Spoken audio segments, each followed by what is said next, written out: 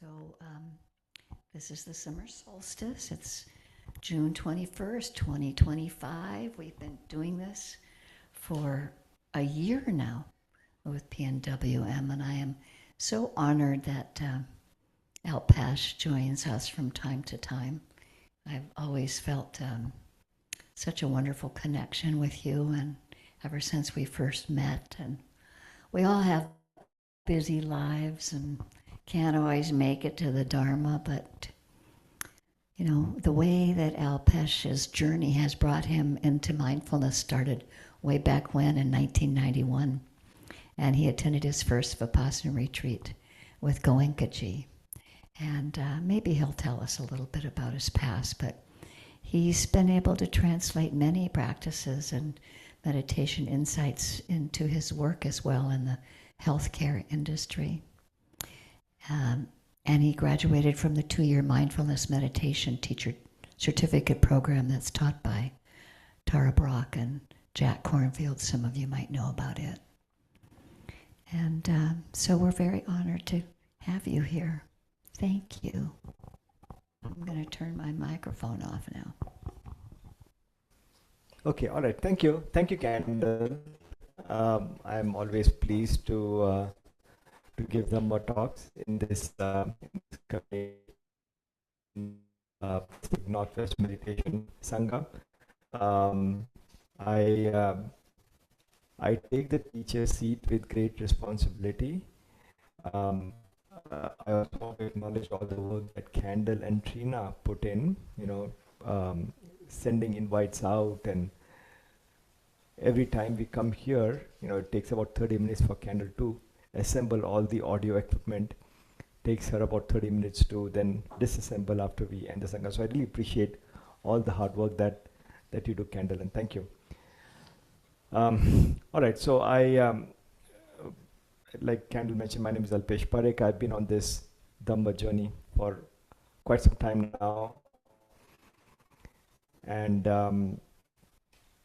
it has kind of flowered in me. I've gotten lots and lots of insights and also inspiration to teach. I'm going to give a talk on right view. I want us to go back to the very beginning. So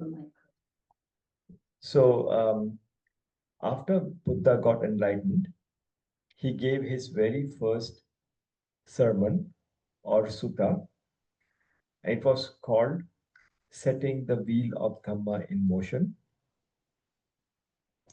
And this was a very foundational to his entire body of teachings because it summarized everything. So essentially, Buddha talked about only two things only. He thought about suffering and how to end suffering. And everything that came afterwards was all in the service of recognizing suffering and ending suffering. So in this seminal sutta, Setting the Wheel of Dhamma in Motion, he talked about three main things, three main topics. The first one was the middle way. So this middle way was his path of practice that avoided the extreme. So the extremes of self-indulgence and the extreme of self-mortification. He talked about the middle way. And then he talked about the Four Noble Truths. And then he talked about the Noble Eightfold Path. So this matters because this is considered the first turning of the wheel of Dhamma, and it laid the foundation for all Buddha's subsequent teachings. So it emphasized both the diagnosis and treatment of human suffering. It combined insights along with specific steps for practicing, for the practice. So, as you all know, you might be very familiar with this, the Four Noble Truths, right? The first truth is that there is dukkha. Dukkha is, you can talk about dukkha as dissatisfaction or suffering. So, the widespread nature of dukkha. So, that's the first noble truth.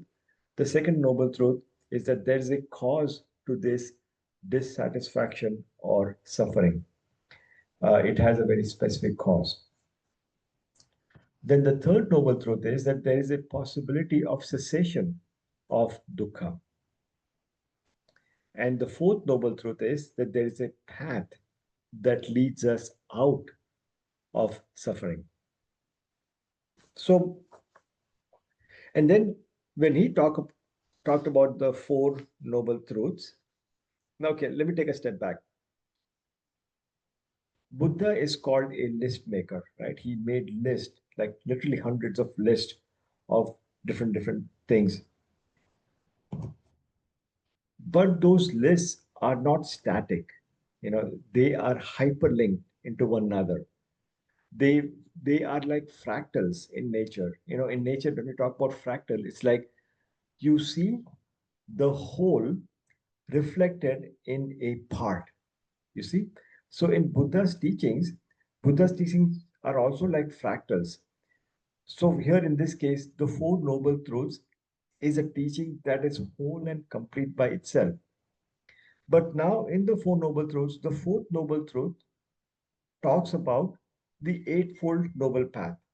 See, an Eightfold Noble Path is a teaching whole and complete all by itself, and yet it's reflected as a part in the Four Noble Truths. So it's very fascinating when you start to explore all these lists. You realize that how interdependent they are, how interconnected they are, and once you understand one list, a part of the list, it leads you to the next and the next and the next. So it's like a process of discovery, that you end up kind of discovering Buddha's teachings on your own. And when you get those kind of insights, it leads to great joy and great excitement. And it renews our motivation to study this in more detail, because the more we study in detail, the more we practice, the more we find ourselves free from suffering, and the more happy and peaceful and joyful we become. So that is the four noble truths, and then the fourth noble truth being the eightfold noble path. So the eightfold noble path is a practice of three separate trainings. So the first training is called Sila. So Sila means how to learn to live in harmony with ourselves and with others. So this is about right speech. This is about right action. This is about right livelihood. So this is the training of Sila is training to refrain from stealing, from killing, etc., and for causing different kinds of suffering. So that is the first training, Sila, that comprises of right speech, right action, right livelihood. The second training is training in the development of Samadhi. So Samadhi is like temporary but enduring freedom from obsessive wanting and desires. We get caught up in those mind states from time to time, but the second training helps us develop this quality of abstaining ourselves, the quality of letting go from these mind states. So, in the second training, we talk about unifying our consciousness with meditation. So, Samadhi talks about right effort, right mindfulness, and right concentration. And finally, the third training. The third training is in it's called Panya, the training in the practice of wisdom. So, how to discover wisdom that helps us come out of suffering and into freedom. So, in this training, we talk about right view, which is also called right understanding, and right intention. You see, so in some ways, right view is a forerunner of the eightfold noble path. Without right view, we can still have the eightfold path, but it won't be eightfold noble path. Without the understanding and the perspective that right view gives us, we won't be able to align the other factors. So, right view or right understanding is knowledge in regards to the dukkha, right view is knowledge in regards to the cause or the origination of dukkha. When I say dukkha, I mean dissatisfaction or suffering. Right view is knowledge in regards to the possibility of the cessation of dukkha, and right view is knowledge with regards to the practice that leads to the cessation of dukkha. So, right view is about correctly interpreting the Four Noble Truths. And once you have that interpretation, then all the other factors kind of fall in line. So it's a way of seeing reality as is. It's a way of seeing the truth, seeing clearly and directly, and not just looking, but actually penetrating reality. So the Eightfold Noble Path is very, very circular. We start with right view, and then, and this is actually a quote from Buddha, right? In Anguttara Nikaya Sutta, Buddha describes this eightfold noble path, and he talks like this. He says, for one of right view, right intention springs up. For one of right intention, right speech springs up. For one of right speech, right action springs up. For one of right action, right effort springs up. For one of right effort, right mindfulness springs up. For one of right mindfulness, right concentration springs up. And for one of right concentration, right knowledge springs up. For one of right knowledge, right deliverance springs up.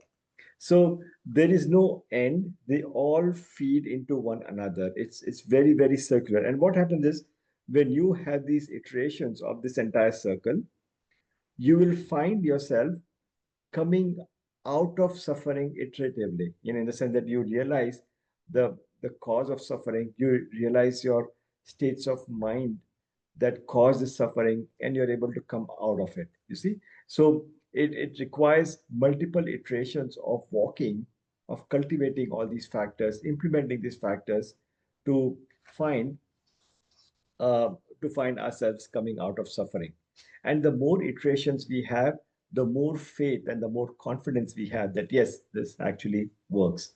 You see, so it's very kind of progressive, um, and it's it's a very beautiful path. It's very very neatly kind of laid out, and right view is actually the starting point, but it can also be the end point in the sense that when we go through this effort, when we are able to cultivate these factors into our lives, our our view itself gets more and more strengthened. So we are able to penetrate even deeper into reality. So each step leads to the other steps of the path. And whenever we practice, the whole Dhamma or the whole Dharma becomes available to us. So different doorways open up for different people. It's all about consistent practice. It's all about consistent study of the Buddha's teachings. So, all right. Are there any questions before I proceed? Any questions on anything I've said so far?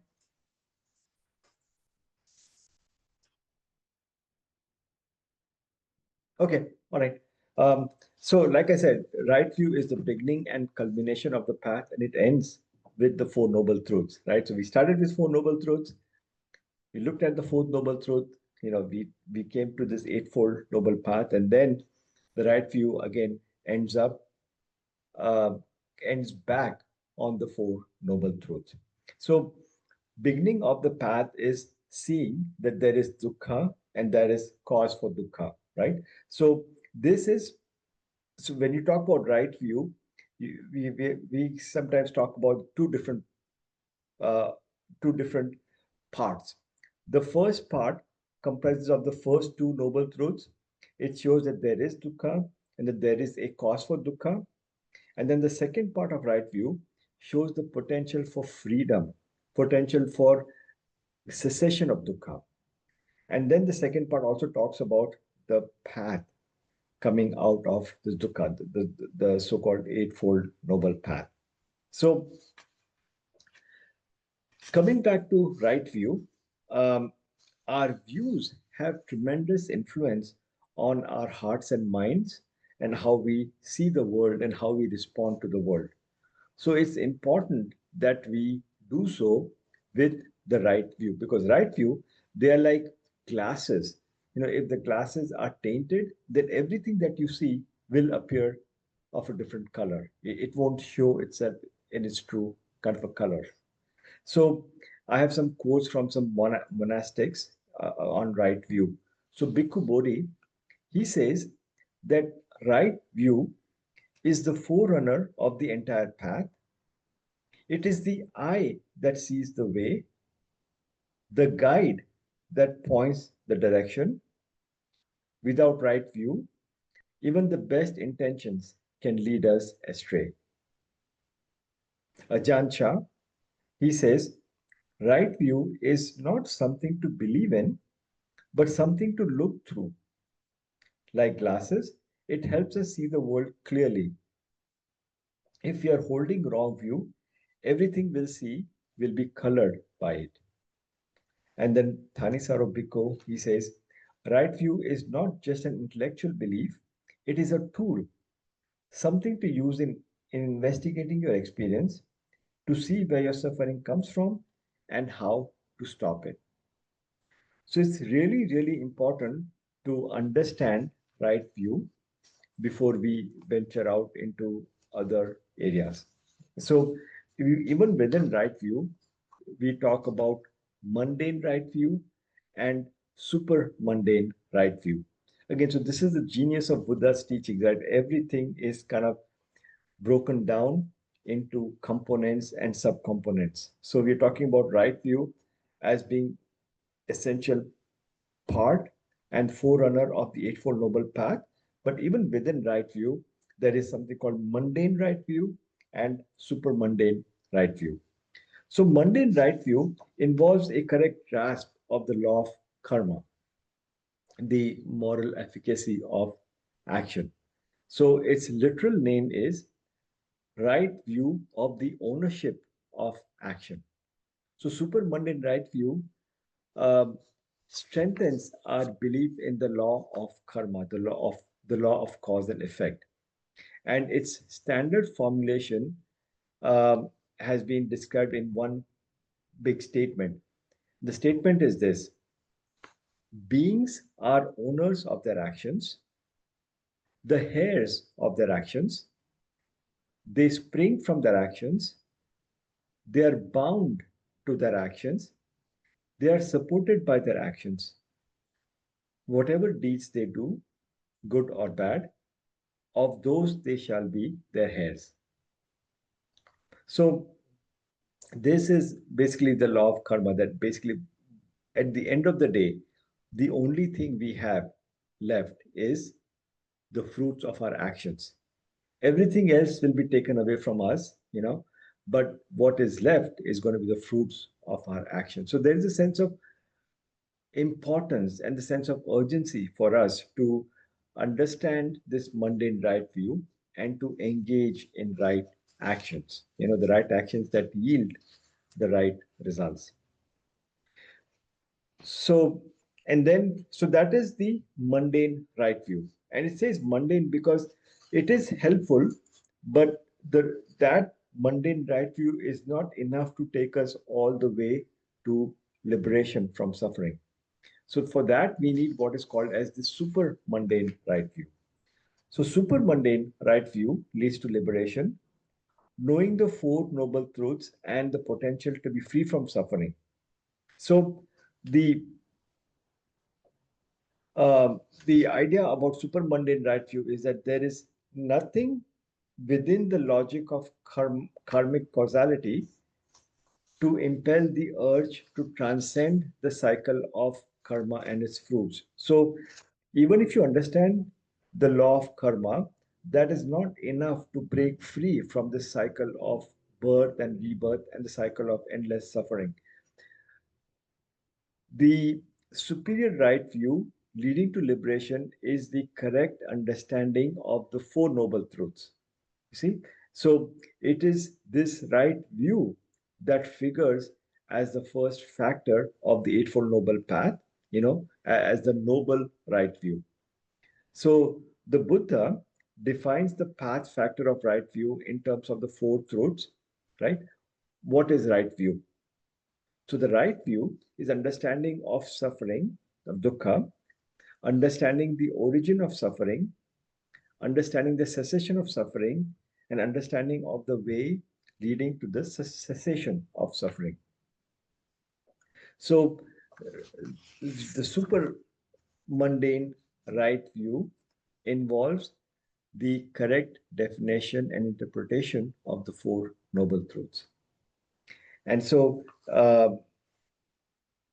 in some way, we started with Four Noble Truths, we went to the Eightfold Noble Path, we looked at the right view, and then we again come back to the Four Noble Truths because the correct understanding of Four Noble Truth is part of what is called as a super mundane right view. So, super mundane right view paired with our understanding of the law of karma forms the right view, forms the entirety of what is called as right view. So that is excuse me. I have some notes and the pages are very kind of sticky. Um, so there is a quote again from one of the suttas, the Noble Truth of Suffering.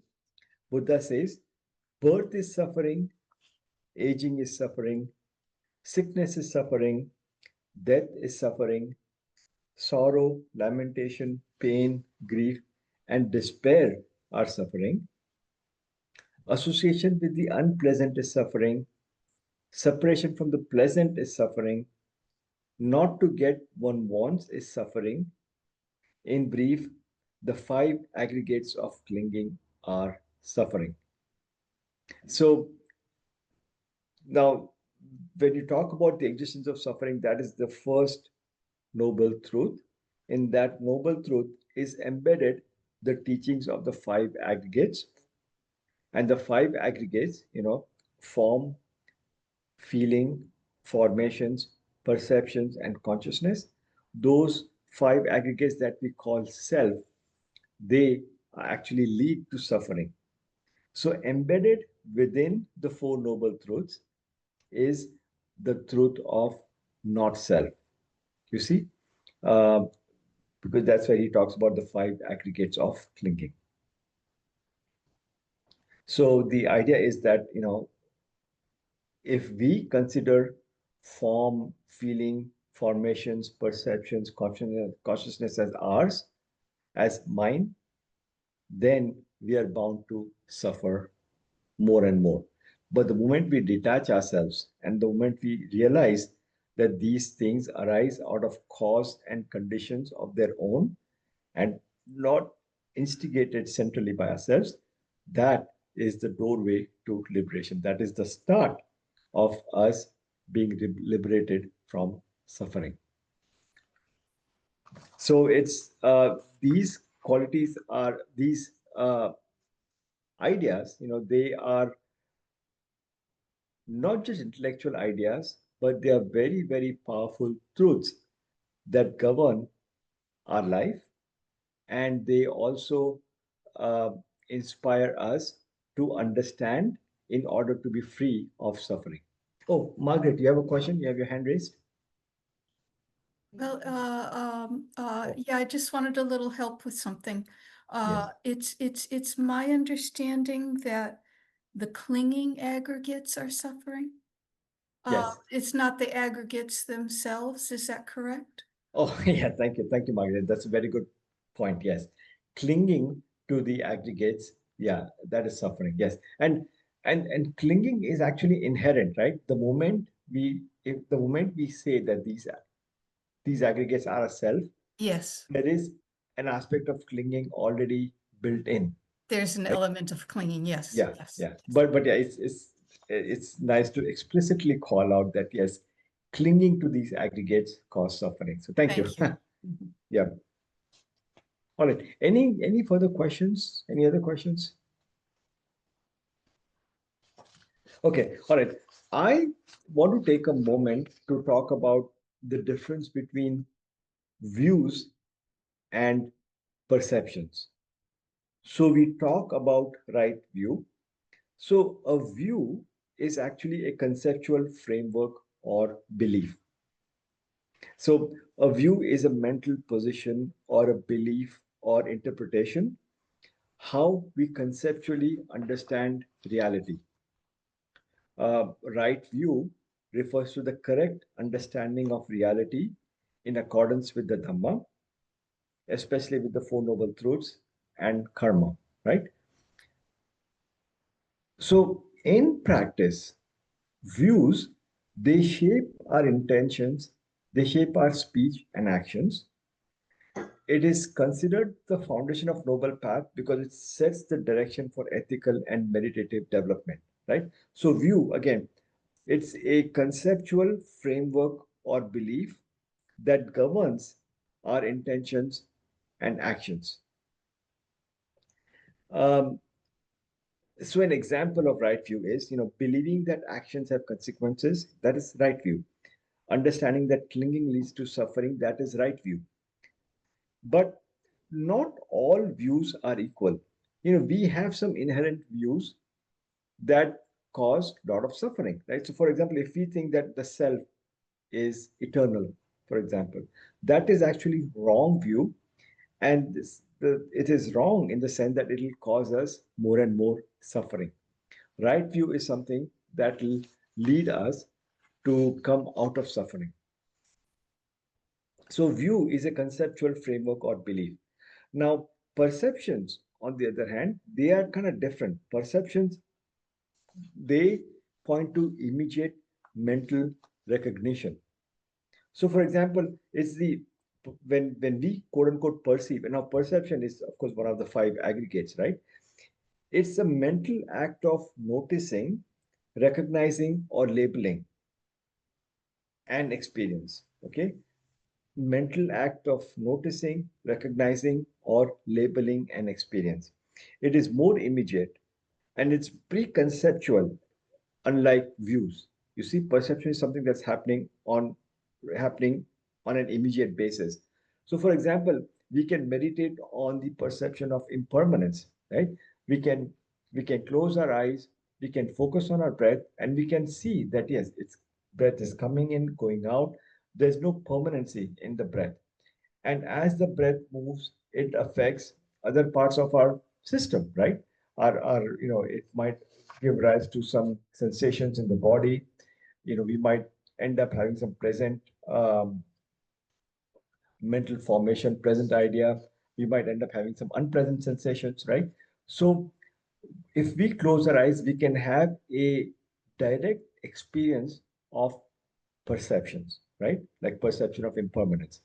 Now, perceptions by themselves in the default state, they end up causing suffering because our perceptions are geared, in our brains, perceptions are geared for survival. They are not geared for accuracy. So our brain, when it encounters stimulus from outside, it has to categorize everything. And the way it categorizes everything, categorizes everything in service of our survival, not in the service of not in the service of accuracy. So this is where we call them kind of wrong perception. And the right perceptions are the perceptions that the Buddha himself kind of laid out. You have the 10 healing perceptions. I gave a talk on 10 healing perceptions a couple of months ago. Um, like, for example, consciously cultivating the perception of impermanence, consciously cultivating the perception of not self. So with regular practice, once you have the perception, um, once you cultivate these right perceptions, they immediately lead us to a form of non-clinging. We immediately are uh, detached, so to speak, right? It leads to excessive clinging to objects. So, in some ways, as we go in our meditative kind of journeys, as we look at right view, as we look at the all the other factors that constitute the eightfold noble path, they shape our perceptions. And then views and perceptions, they work in tandem to help us get out of suffering. So they are different, but they work together in the service of our liberation from all suffering. So right view gives the map, but perception lets you directly see what the map is pointing to. And at the end of the day, both of them are important. You can see the map is good, but you also need to directly see what the map is pointing to and where you are in relationship to what the map is pointing to. And that is going to be your journey out of suffering. So that's all I have for my talk. I know it's a little short, but are there any questions, any comments, anything you want to share?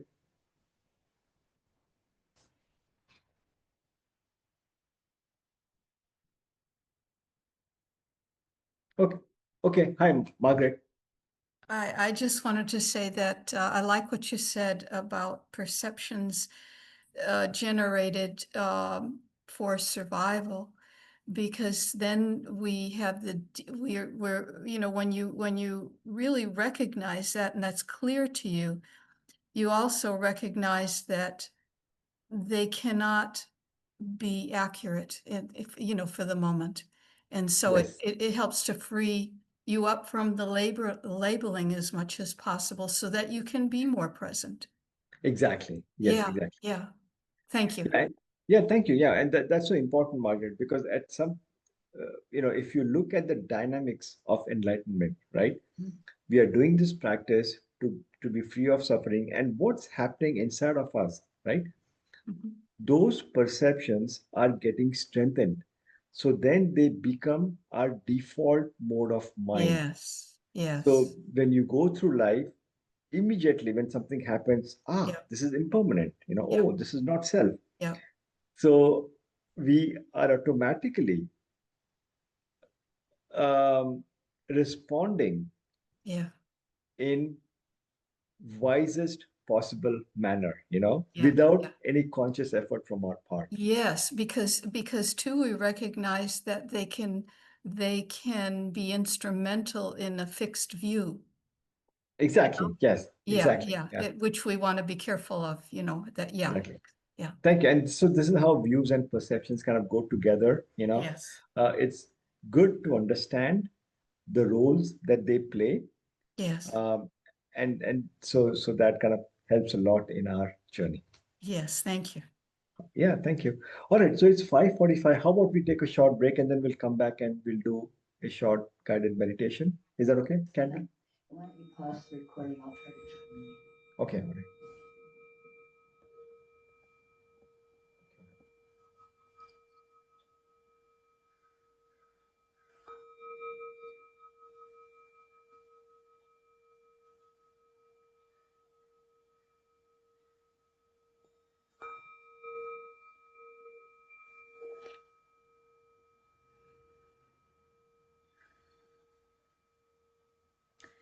Thanks to Alpesh for your beautiful talk. There was a lot of effort put into that talk.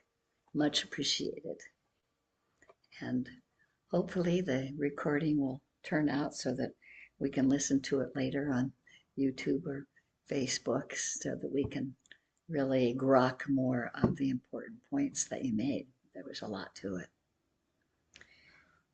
So as we take this time again to settle into our position, letting our feet be on the floor and our buttocks on the chair, noticing gravity, finding balance in our posture, and noticing how our skeleton sits on a chair or cushion, however we're seated.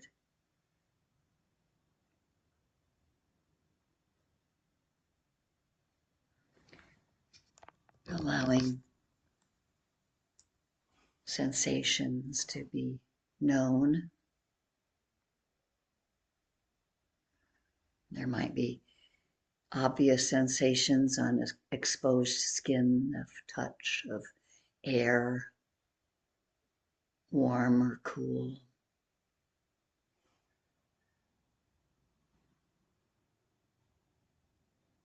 Bringing ourselves into this present moment.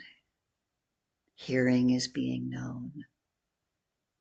Touching is being known.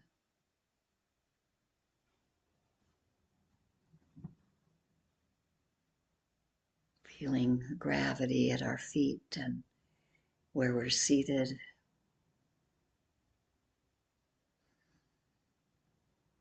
Feeling a sense of ease, encouraging a sense of relaxed yet alert energy so that the body can hold us, the breath can carry us. We can touch into that heart space again of kindness in all directions, letting the heart and mind radiate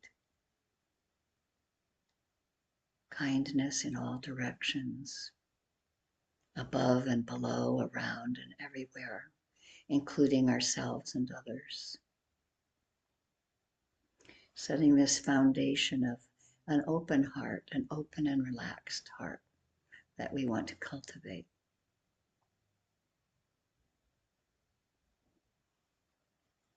In all four directions, we allow compassion to arise. To the north, to the east, to the south, to the west, above, below, around and everywhere. Cultivating non-harming.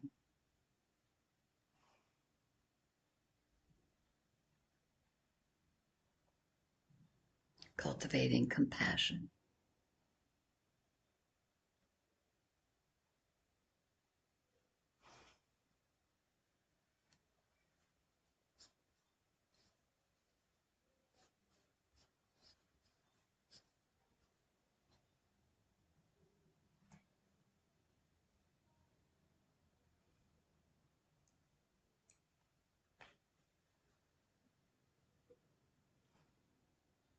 And also in this fathom-long body, this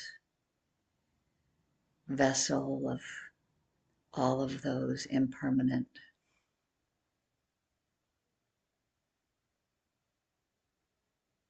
earth, air, fire, water, mental formations, everything that comes together to make us who we are, that we experience at the same time, that paradox that there is no real sense of self. But in this relative reality, in this sense of self, as we develop these heart qualities, we want to include mudita, or happiness, joy, that we may have a heart and mind infused, imbued with joy in all directions, to the north, to the east, to the south, to the west, around and everywhere, above and below. Cultivating non-greed, non-hatred, non-delusion. Opening ourselves to that boundless energy.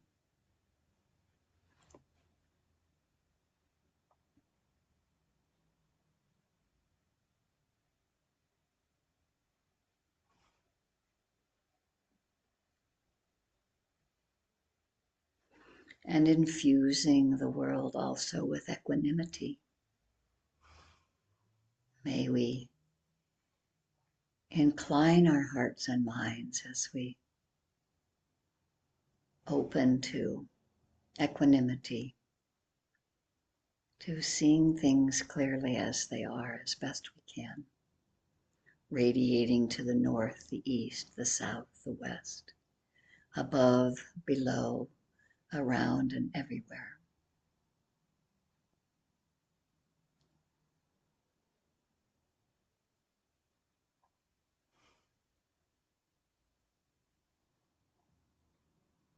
These are states to be cultivated and encouraged.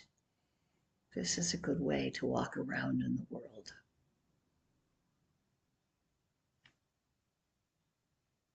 Kindness, compassion, happiness, and equanimity has a basis from which we can then really use that approach of right view. If we can hold ourselves in kindness, right view can come more clearly to the fore. We can notice times that we might be suffering. We can notice what that cause is, and that we must be clinging to something or craving something, and be reminded of the Eightfold Path.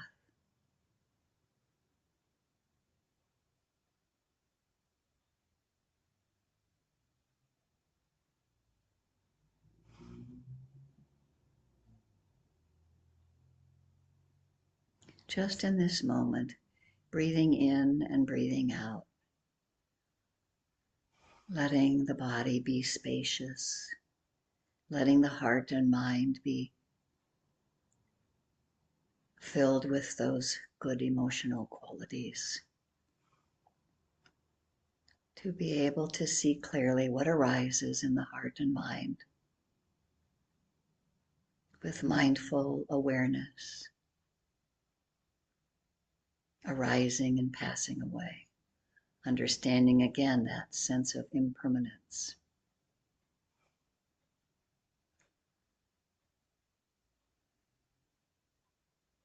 Non-self.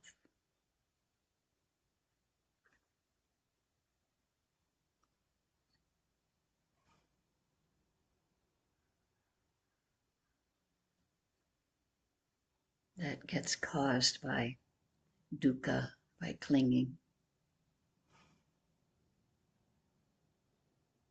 May we be present to all that is happening within our bodies, staying alert, awake, and interested,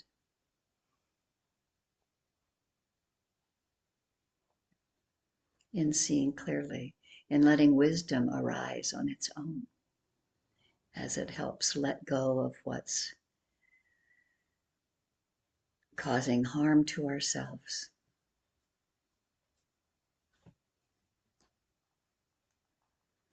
And embracing what's useful.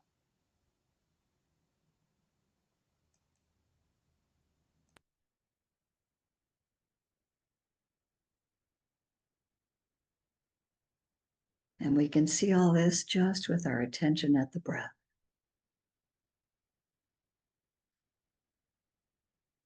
Breathing in feels like this. It stays for a certain amount of time due to conditions. Breathing out feels like this.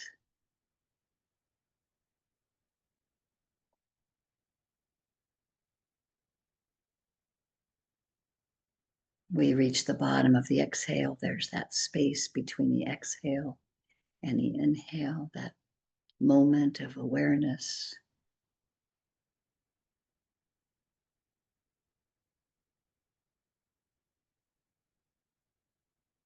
That moment of awakening between the breaths where there can be moments of wakefulness,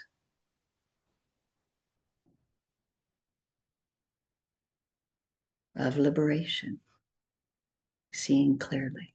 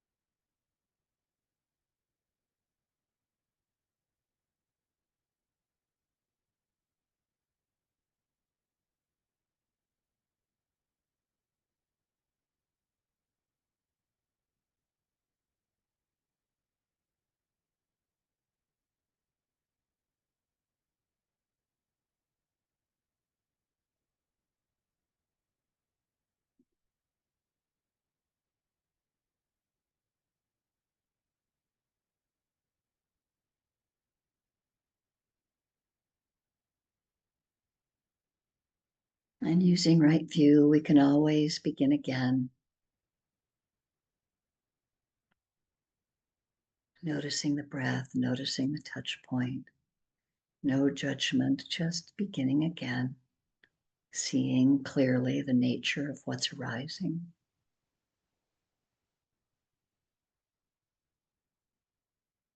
With insight, we can notice the beginning, the middle, and end of whatever it is we're attending to, as best we can. Just like when we notice the end of the breath, that space before the beginning. Sometimes with thought forms, we can notice when something we've gotten caught in has passed, ended. What's happening now?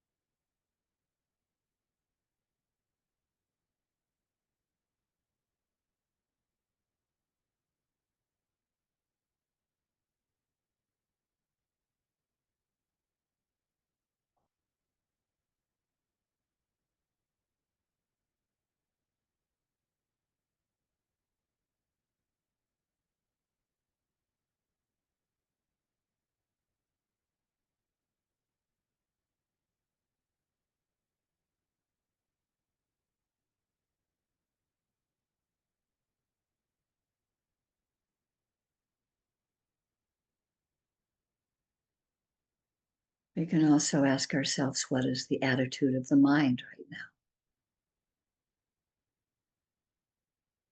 Maybe it's dull and sleepy. Maybe there's agitation. Maybe there's curiosity. Maybe there's just awareness flowing through. Mindful moments strung together. This time is spent well together, no matter what is happening. Taking this time to really look at the workings of the heart and mind and hold oneself in ease, having just enough effort and energy to be interested in what's happening. We gain faith or confidence as we experience more mindful moments.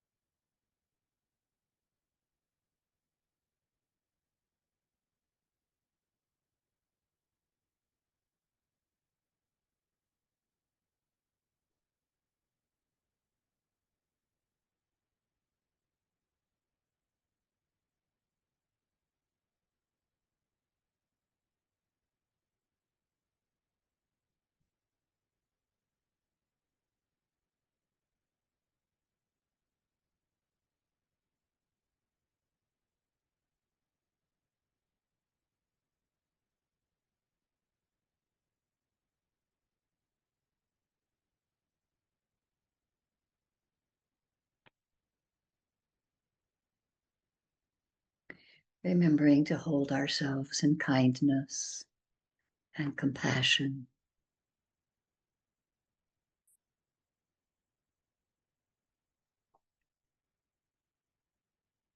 Letting others come to mind that we wish to send goodwill to.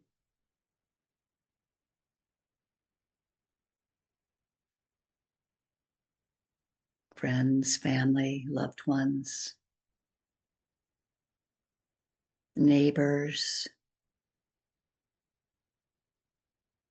people that we know and people that we don't know, beings seen and unseen, known and unknown.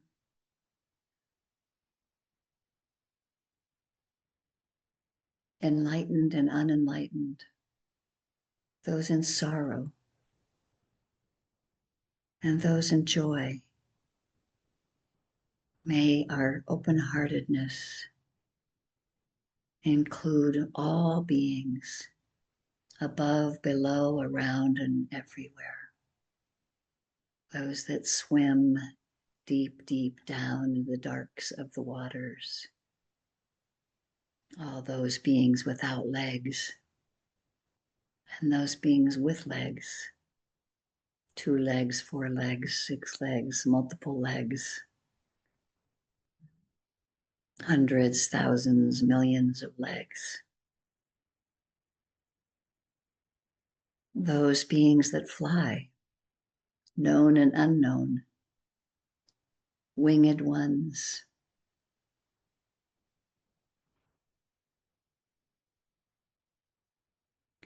Those devas that brought the Dharma. Those devas that questioned the Buddha to ask about the highest blessings. This understanding of keeping good company. May all beings be free from harm, safe and protected, have ease and well-being.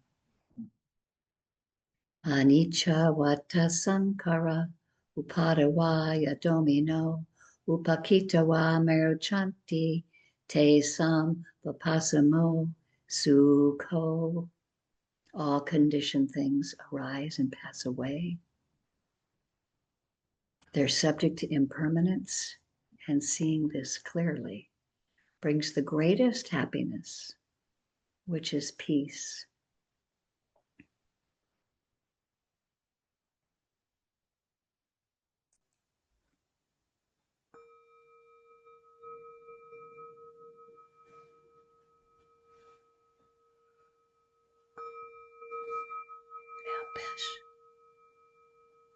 Alpesh, bring that blue chair over here beside me, please.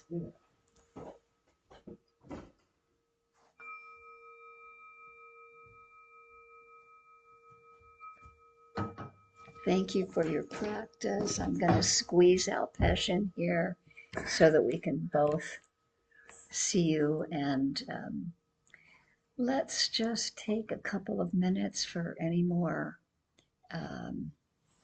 comments, questions, observations. I'm going to stop the recording. And you can find it on YouTube and Facebook once I get to it, which will be